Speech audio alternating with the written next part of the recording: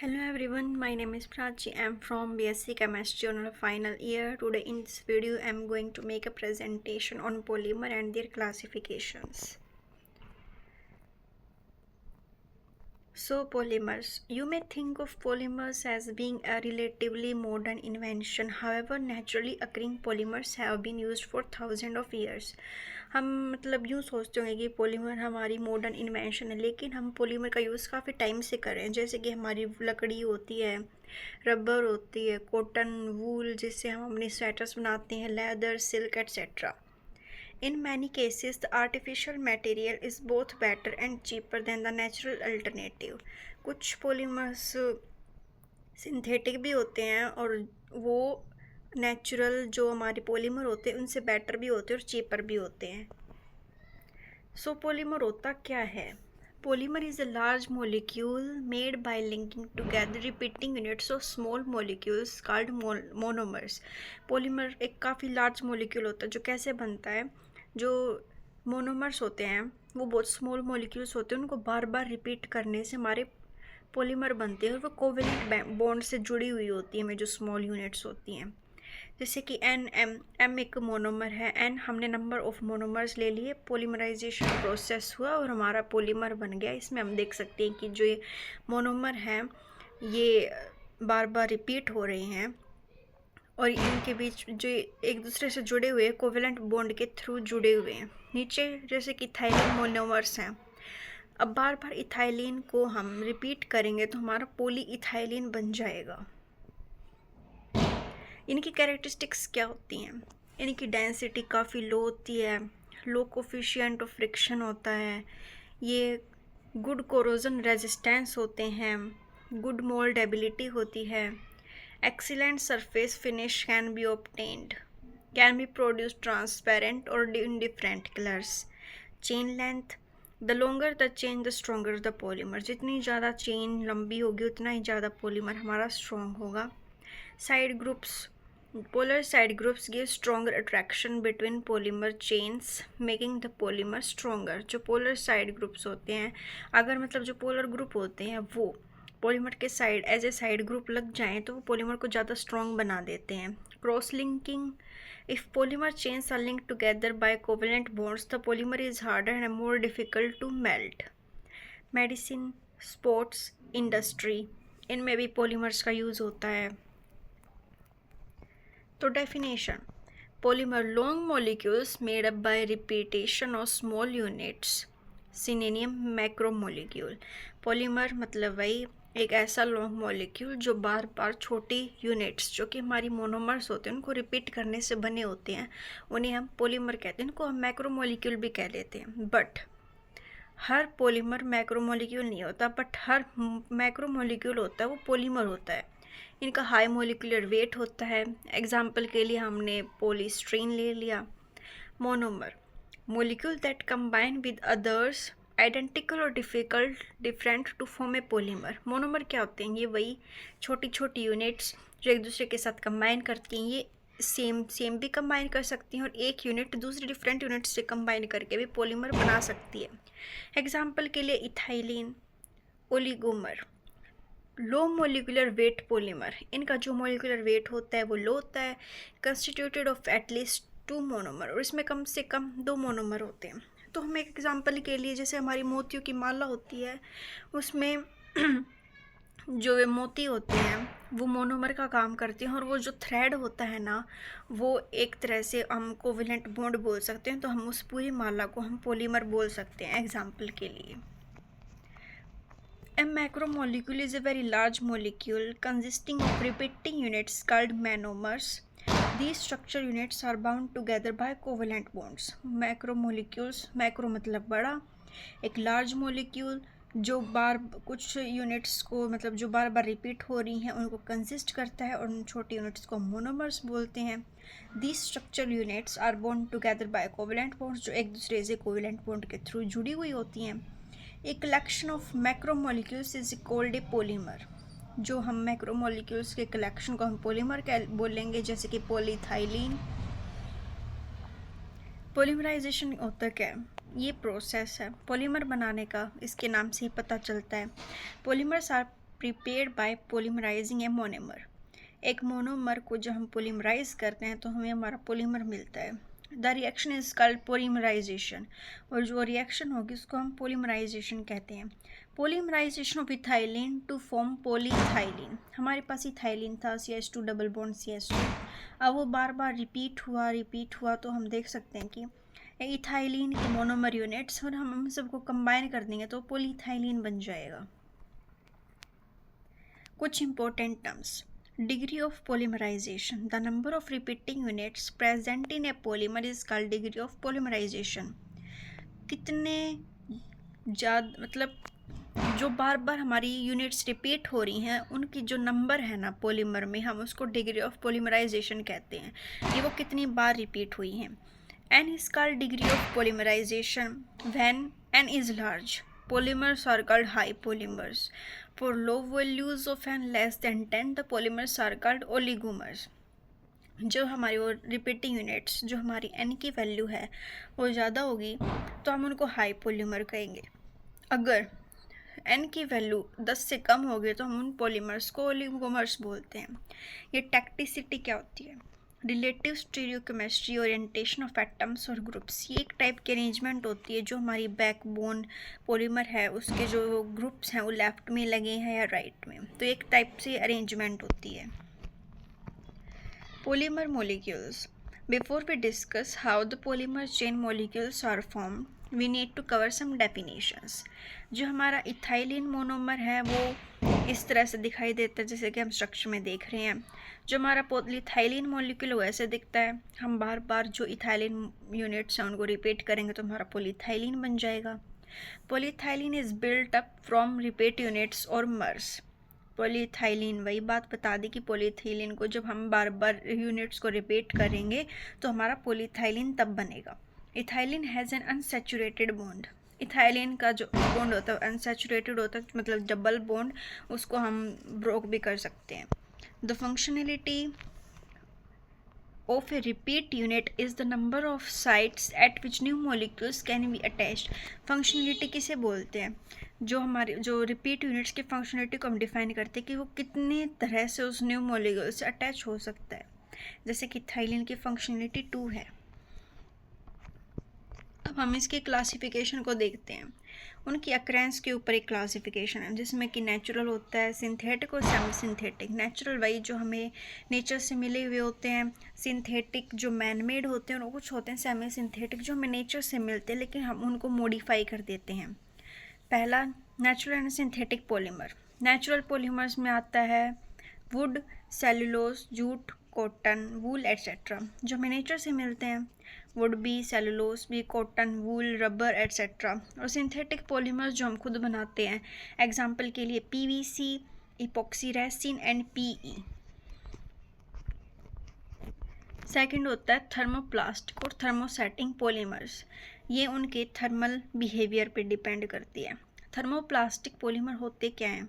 The polymers that soften on heating and which can be converted into any shape on cooling are called thermoplastics.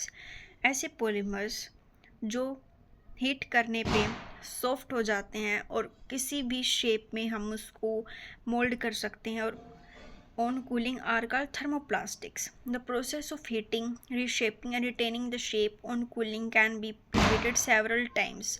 अब उनकी जो हम shape हमें वापस मिल जाती है जब हम उनको कूल करते हैं कि वो पहले जिस शेप में थे हम उसको उसी शेप में वापस से ऑब्टेन कर सकते हैं ऑन कूलिंग। तो हम इस प्रोसेस को बार बार रिपीट कर सकते हैं, उसकी प्रॉपर्टीज़ इससे ज़्यादा अफेक्ट नहीं होती। एग्जाम्पल के लिए PE है, पॉलीकार्बोनेट है, पॉलीटेट्राफ्लोरोइथाइलिन है एट्सेट्रा। अब होते हैं thermosetting polymers. Polymers that undergo chemical change and cross-linking on heating and became permanently hard, rigid and infusible on cooling are called thermosetting polymers. ये इसके अपोजिट में कह सकते हैं कि जिनको हम हीट करने पे वो केमिकल चेंजेस आ जाते हैं, क्रॉस लिंकिंग हो जाती हैं और वो परमानेंटली हार्ड हो जाते हैं, रिजिड हो जाते हैं, और उनको कूल करने पे हम वापस से उनकी जो पहली वाली कंडीशंस थी, उसकी जो पहले शेप थी, हम उसको वापस से ऑब्टेन नहीं कर सकते।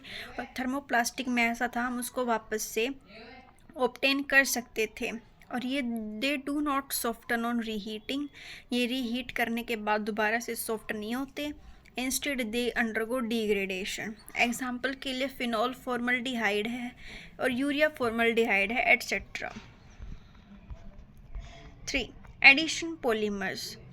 अब थर्ड क्लासिफिकेशन है based on the type of polymerization, कि देखो एक होता है एडिशन पॉलीमर्स और कंडेंसेशन। अब इनमें मेजर डिफरेंस मैं ब्रीफ में बता दूं। इनका मतलब कि जो साइड प्रोडक्ट्स होते हैं H2O, अमोनिया, इनके एलिमिनेशन होता है कंडेंसेशन पॉलीमर्स में। एडिशन पॉलीमर्स में उनका एलिमिनेशन नहीं होता। The polymers formed by self addition of several monomers each other without elimination of byproducts are called addition polymers. Polymers ये ऐसे पॉलीमर्स होते हैं जिसमें सेवरल मोनोमर्स का सेल्फ एडिशन होता है without elimination of bio products are called addition polymers. Example PVC, PE etcetera. देखो अब monomers add successively to a growing polymer chain. एक पॉलीमर चेन है, उसमें मोनोमर्स ऐड होते जाते हैं, होते जाते हैं, उनको हम एडिशन पॉलीमर्स बोलेंगे। पॉलीथाइलिन, पॉलीस्टीरीन इसके एग्जाम्पल्स हैं। और जो केवल ओलिफिनिक और विनाइल कंपाउंड्स होते हैं वही अंडरगो मतलब उन्हीं का एडिशन पॉलीमराइजेशन हो सकता है, इसमें बाई प्रोडक्ट्स का एलिमिनेशन नहीं होता। जो double bond provides requiring bonding sites, the elemental composition of the polymers is the same as that of monomer. The addition of monomers takes place rapidly. इसमें ज़्यादा जल्दी हम जो हमारी रिपीटिंग यूनिट्स होंगे उनकी वो जल्दी से जल्दी ऐड होंगी। Polymerisation is brought about initiator like free radicals. अब in this type of polymerisation, जो एडिशन पॉलीमराइजेशन, इसमें जो कार्बन कार्बन डबल बॉन्ड होता है मोनोमर्स का, वो रिएक्ट करते हैं और एक लार्जर मोनोमर बनाते हैं until the unit is a larger polymer chain as seen here, जब तक कि वो पॉलीमर एक लार्ज मोलिक्यूल मतलब पॉलीमर की तरह में दिखना शुरू ना हो जाए। जैसे कि ये दो मोनोमर्स लिए एक दूसरे के साथ ऐड होते गए और एक हमारा लार्ज पॉलीमर बन गया।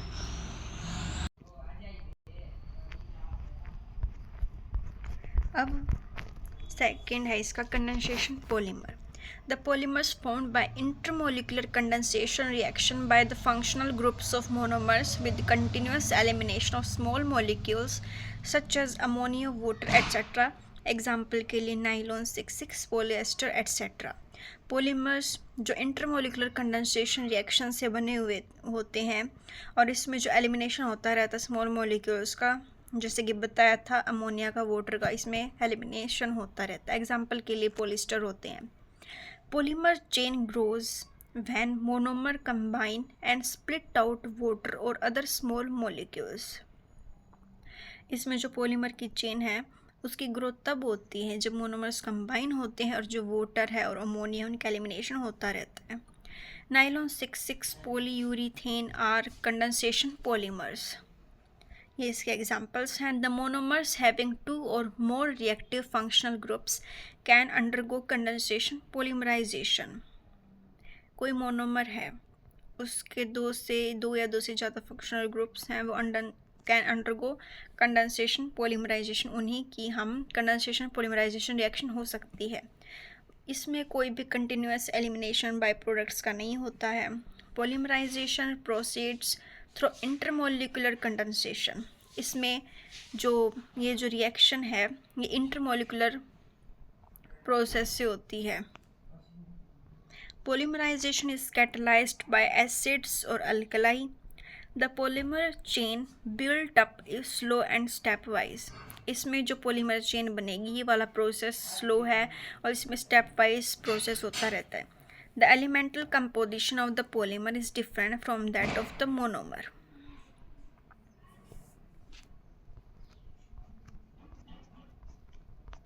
इसका एग्जाम्पल है ये।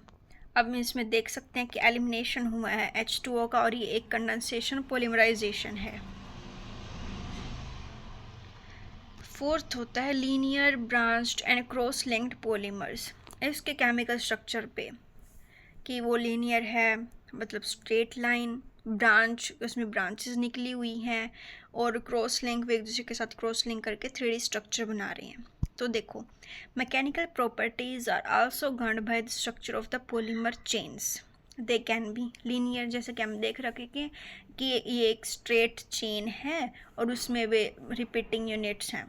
ब्रांच, किसी स्ट्रेट चेन में कहीं कहीं से ब्रांचेस निकली हुई हैं और क्रॉस लिंक में कहीं भी वो जो साइड, मतलब जो रिपीटिंग यूनिट्स हैं वो कहीं भी जुड़ रही हैं और एक नेटवर्क की तरह एक 3D स्ट्रक्चर बना रही हैं। अब ऑर्गेनिक एंड इनऑर्गेनिक पॉलीमर्स। तो organic, what are inorganic and organic polymers? A polymer whose backbone change is essentially made of carbon atoms is termed as organic polymer. तो ऑर्गेनिक पॉलीमर वो होते हैं जिसमें जो बैकबोन वाली चेन है वो कार्बन एटम से बनी हुई हो। The atoms attached to the backbone carbon atoms are usually those of hydrogen, oxygen, nitrogen etcetera. और जो एटम्स उस बैकबोन कार्बन एटम के जो साइड में जुड़े हुए होते हैं एटम्स, वो यूजुअली होते हैं hydrogen, oxygen, nitrogen. The majority of synthetic polymers is organic and they are very extensively studied. The number and variety of organic polymers are so large that we refer to the polymers, we normally mean organic polymers. जो हमारे organic polymers हैं वो amount में बहुत ज़्यादा है, उनका number बहुत ज़्यादा है, तो जब भी हम पॉलीमर्स को रेफ़र करते हैं तो हम ऑर्गेनिक पॉलीमर्स ही रेफ़र करते हैं।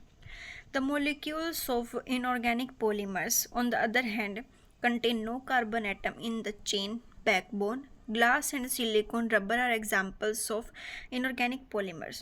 इनऑर्गेनिक मतलब जिसमें कार्बन एटम उसकी जो बैकबोन चेन है उसमें नहीं होगा। एग्जाम्पल के लिए जो सिलिकॉन रबर होता है वो, और जो ग्लास है वो इसके एग्जाम्पल हैं।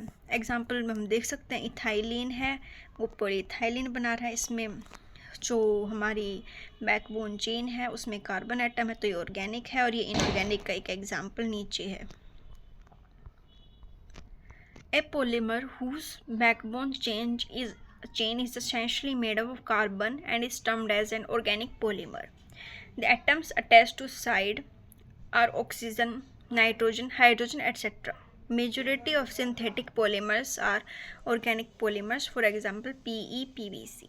एक पॉलीमर जिसकी बैकबोन चेन है वो कार्बन से बनी हुई है उसको हम ऑर्गेनिक पॉलीमर बोलेंगे, और उसकी साइड में जो एटम्स अटैच हैं वो क्या है, ऑक्सीजन, नाइट्रोजन। और जो सिंथेटिक पॉलीमर्स होते हैं वो मेजरली ऑर्गेनिक पॉलीमर्स ही होते हैं। एग्जांपल के लिए PE, PVC. On the other hand, polymers which do not contain carbon atom in their backbone chain are called inorganic polymers. मतलब जो अपनी बैकबोन चेन में कार्बन को कंटेन नहीं करते हम उनको इनऑर्गेनिक पॉलीमर्स कहते हैं। अब अटैक्टिक, आइसोटैक्टिक एंड सिनडायोटैक्टिक पॉलीमर्स ये बेस होते हैं स्टीरियोकेमिस्ट्री पे। अब जो अटैक्टिक पॉलीप्रोपिलीन है इसमें क्या होता है, जो साइड ग्रुप होता है वो रैंडमली अटैच होता है। अब साइड ग्रुप क्या है, CH3। हम इसमें देख रहे हैं कि जो हमारा ये पहला एग्जाम्पल है इसमें CH3 पहले नीचे है, फिर जो थर्ड कार्बन है उसके भी नीचे है, कहीं मतलब ये कहीं ऊपर लगा हुआ है कहीं नीचे लगा हुआ है, ये रैंडमली अटैच है। अब जो दूसरा है आइसोटैक्टिक पॉलीप्रोपिलीन, इसमें क्या होता है, जो साइड ग्रुप होता है वो सेम साइड पर अटैच होगा। देख सकते हैं CH3 है, CH3 ये सब नीचे अटैच है, कोई रैंडमली अटैच नहीं है। और उसमें अटैक्टिक में था कहीं ऊपर और कहीं नीचे, मतलब वो रैंडमली था। और इसमें क्या होगा कि एक ही साइड पर अटैच होंगे जो साइड ग्रुप होंगे। और जो सिनडायोटैक्टिक पॉलीप्रोपिलीन है इसमें जो साइड ग्रुप्स होंगे वो अल्टरनेटिवली प्रेजेंट होंगे, एक बार ऊपर फिर नीचे, ऊपर नीचे, जैसे कि हम इस एग्जाम्पल में देख रहे हैं। अब elastomers, fibres, resins and plastics on the basis of ultimate structure. Elastomer क्या होता है, the polymer which undergo very long elongation when pulled apart and return to their original length on release are called elastomers. Example natural rubber Buena S, मतलब elasto मतलब वही हम उसको stretch करें और बाद में हम उसको छोड़ दें तो अपनी नेचुरल लेंथ है उसको वो रीगेन कर ले। Polymers which undergo very long elongation, मतलब हम उसको कितना ही खींच लें and return to their original length, और जब हम उसको छोड़े ना तो वो अपने ही ओरिजिनल लेंथ पे आ जाए, उनको हम इलास्टोमर्स बोल रहे हैं। Example rubber. Fibres, these are long thin thread like polymers whose length is at least 100 times their diameter.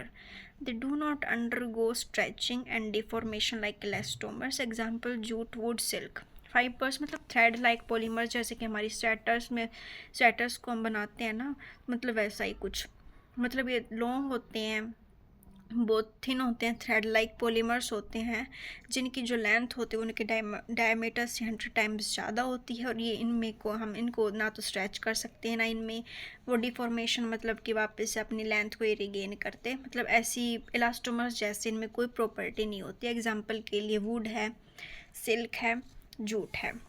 एक resins, these are low molecular weight polymers used as adhesives. They can be in form of liquids or powders. Example urea, formaldehyde, epoxy resin. इनका जो molecular weight होता है वो लो होता है। They can be in the form of liquids or powder. ये liquid और powder की फॉर्म में होते हैं। एग्जाम्पल के लिए यूरिया और formaldehyde. Plastics, these are polymers which can be molded into desired shapes by the application of heat and pressure. ये वो पॉलीमर होते हैं जिनको हम हीट और प्रेशर लगा के किसी अपने डिज़ायर्ड शेप में हम इनको डाल सकते हैं। एग्जाम्पल के लिए पीवीसी है, पीसी है, टेफ्लॉन है। अब होमोपॉलीमर्स और कोपॉलीमर्स। होमोपॉलीमर्स में हम देख सकते हैं कि ये सब सेम टाइप के हैं। कोपॉलीमर में 2 टाइप के हैं। होमोपॉलीमर क्या है? If same type of monomers, अगर सेम टाइप के मोनोमर्स अटैच हों तो हम उनको होमोपॉलीमर बोलेंगे।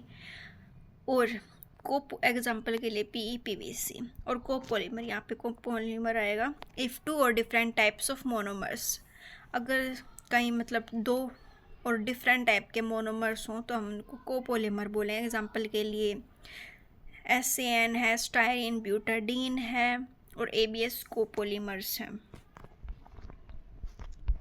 अब homopolymerisation. In this type of polymerisation जो कार्बन कार्बन डबल बॉन्ड है मोनोमर्स का, वो रिएक्ट करते हैं और फॉर्म करते हैं लार्ज मोनोमर्स को until the unit is a large polymers chain, तब तक कि वो एक लार्ज पॉलीमर चेन में ना दिखें।